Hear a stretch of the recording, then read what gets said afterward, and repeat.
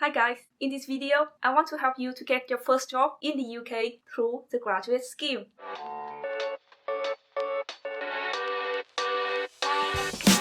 The graduate scheme in the UK pays really well. If we don't count investment banking in this equation, the average salary is still 30 to 40k, and within the next 3 to 4 years, it will jump to 50 and 60k. Now, I am not from here. I'm not a native English speaker. Back in the day, when I applied for a job, I understand we have so many struggles and challenges. Anyways, I think this video will be really useful if you are international students that needed visa, or if you come from a disadvantaged background, there's no accountant, lawyers, or white-collar family members in your family that you can ask for advice, then I'm here for you. So I want to share a lot of insights and tips to you, and I hope that you will find it useful. Unless your surname is your CV, I think you should keep watching. So firstly, if you are an international student, please watch this. If not, you can skip through this and I will link the timestamp below.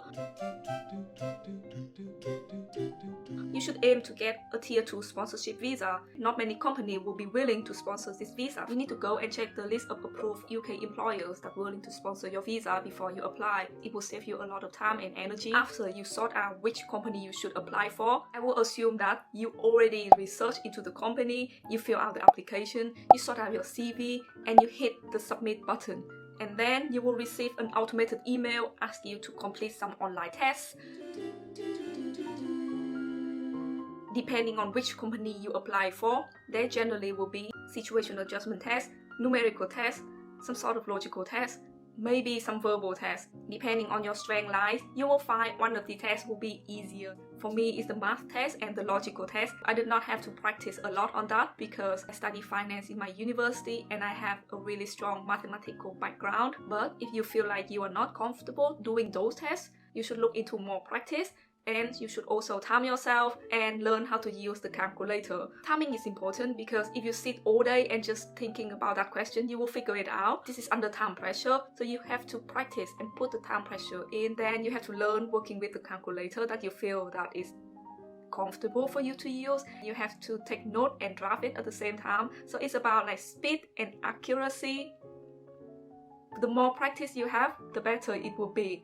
Do not be upset if you fail 1 or 2 tests at the first time, but the more you do it, it will improve. That means you have to send out a lot of applications for you to practice. That strategy is very similar when you do verbal or logical tests. However, situational judgment test is something that some of us have to struggle with. Now, when you click on the test, most of the advice will be, do not overthink, just be yourself. But the trick to pass the test is, you have to be your best professional self. So be your best professional self, meaning you want to advance in your career, you want to help others develop, you want your company to achieve its goals. If you have that mindset in mind, you should pass this test easily. So for example, there's a question like this. If you are struggling with so many deadlines and you think that you cannot handle all of them 100%, what would you do? You will have to select those following options. A. Suck it up and do nothing. B. Ask your colleagues for help. C. Report this to your line managers. 4th, email HR. So, which one will you choose? I can say option A is not the best option, but if you lack of experience and if you're trying to be yourself, you will go for option B. Then again, in a professional workplace, your line manager or your project managers will be somebody who managing the resource and the timeline of the project that you will deliver. So if you flag any blockers up, they would know how to manage these projects by shifting the resource around. So I hope that makes sense. If you don't pass those tests, they would not look into your CV. It's just the filtering system that's designed to do so. So the aim right now is to pass those tests. So if you are stuck with one question, do not let it consume all of your time. Go back to the question that you flagged and answer them later. So be your best professional self, meaning you want to advance in your career, you want to help others develop, you want your company to achieve its goals. If you have that mindset in mind, you should pass this test easily.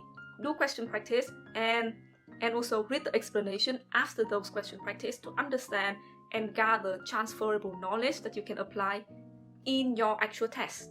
Now the final tip is, if you have a bad day or if your internet is really bad, do not hesitate to email the service provider to resend you the test and explain the technical situation so they can give you a second chance. If you think that company is right for you and you really want to go for that company, then I think that is worth a try. Now, the next stage is gonna be phone or video interview. For most companies, these questions tend to be a mix of motivational questions and scenario-based questions. So for example, motivational question is they want to check if you understand the company, do you know why you're applying for this role, this company. Competency or scenario-based question, it will test you how to handle a work situation, how you work with a team, how you resolve a conflict, or what would you do in a certain situations. For most of the questions right now in a specific company, you can just research them on Glassdoor or Google or Student Rooms, something like that. Or if you have a friend that went through the interview a couple years ago, ask them as well. Now, when you got those questions, everybody can tell you what the question would be. How you answer it is what makes you stand out.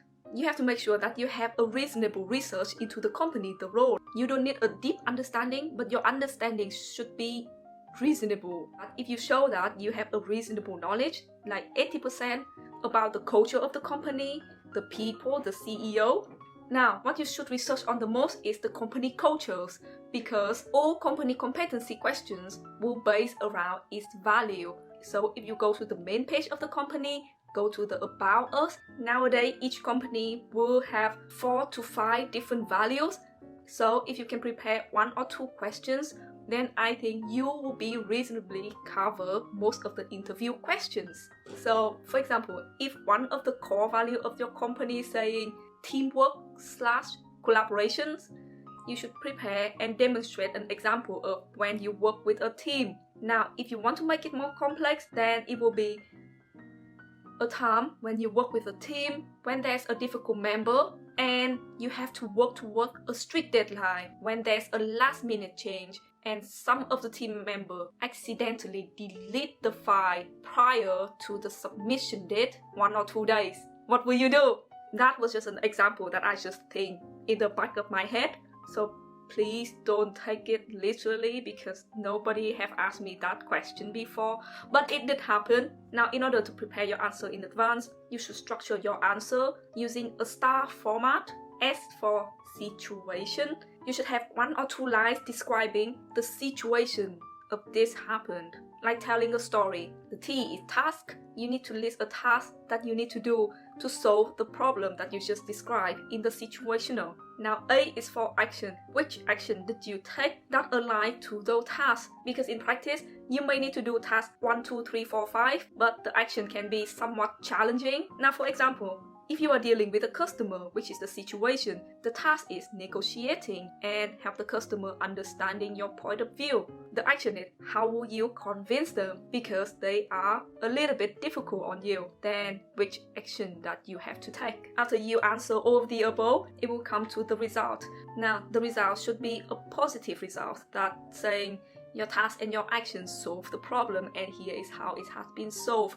You can also tell your interviewer the lesson that you learned from the situation. Now, I think if you add the lesson that you have learned through solving the problem, that would make a great impression because everybody wants to improve. Okay, now, in terms of performance, video interview. Now, if you are struggling with video or phone interview, practice makes progress. My advice is do not use a mirror. When you are doing the video interview, you have to look at the camera or the webcam. Practicing by talking with the mirror, it doesn't give you the time restriction, the time constraint that you have. And you have to learn to talk with the machine, which is the laptop. Not many people would be comfortable with that because this skill does not come naturally. If you can record yourself answering the questions, just simply repeating answer the questions that you already prepared for. Recording yourself using your laptop, I think it will make tremendous progress. Now, if your level of English is really good, I think that should be no problem. However, when I'm applying for a job, the way that I articulate my thought in English and everything is not as good as the way that I am now, sharing all the tips in this video with you guys. So I know myself as a non-native speaker, the way that I speak is I tend to translate my thought from my native language into English. That caused some sort of delay in terms of response. All of the wording just jumbling around. It is normal if you are struggle with your English at first. Now, back in the day, nobody knows this, but I have to call up customer service in supermarkets and just try to hold them in the conversation and practice my response in English and ensure that they understand what I said. No matter how you try, you always speak English with an accent. However, phone interviews meaning you have to speak everything slow and clear so people can hear what you say. If you want to go one step further, invest in quality microphone. Beware of your surrounding as well. You don't want to hear a lot of distracting noise. If you lock yourself into a small room, it will create echo. Final stage. Final interview or assessment date. It can be in a group setting, it can be face-to-face. In banking and financial services, this stage is called assessment center. You will be expected to have the final interview and some more exercise so the company can see how well you are working with each other. It's possible that they will test you on how well you can write an email, or you have to write a report based on your case study. Now, if you are here, you are so close right now. Bring water, bring some snack with you. Do not drink coffee if it makes you nervous. Sometimes just stay calm. You need to stay calm. You should be a good team member. You should care for people. You're passionate about your job. Just be a nice human being. Now, even though the job process is very competitive, it doesn't mean that you have to be overly competitive, because at the end of the day, people will work with you. They want to see just how passionate you are in your job and how willing for you to help other people to success as well. So I guess among being competent, you should be friendly. If friendly is not in your nature, then maybe you should learn to be friendly. I want to remind you, the day can be long. It can be from 8 until 6. So maintaining your stamina, maintain your passion and your enthusiasm throughout the day is also something really challenging as well. At least just don't complain. You'll receive something like a case study with normally from 20 to 40 pages, depending on how many data. You should quickly grasp the information. You should read from the first page to the last page. Reading from bottom to the top is also an option. If you have to work with other people, maybe it's good to assign. You should summarize each piece of information and what is it about, because you will use it to write a report and discuss and present it. You will have to perform some sort of teamwork exercises.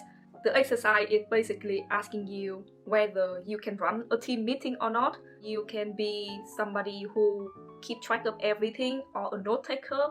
And also, don't forget to contribute your ideas in as well. Nobody can have everything at once. We want everybody to be contribute into the team meeting. You have to work well with each other to go through the information. Somebody need to take note, pay attention to whether the question asked has been answered sufficiently or not. In my experience, I think managing your anxiety, take a deep breath, staying calm, and think about whether your answer addressing the question adequately or not should be the key. If you are an amazing candidate on CV, if you cannot demonstrate or articulate your thinking to other people, people don't know you that well to give you that opportunity.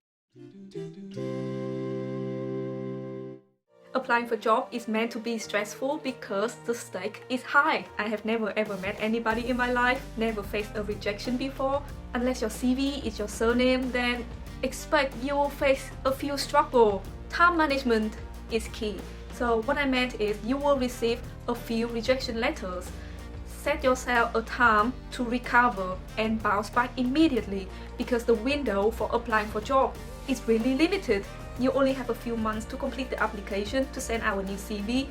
To prepare for the next interview, you may need to consider building a system around yourself so you can studying and applying for job at the same time. Treat each application is like a project, because you have to research into the company and prepare a lot for your interview.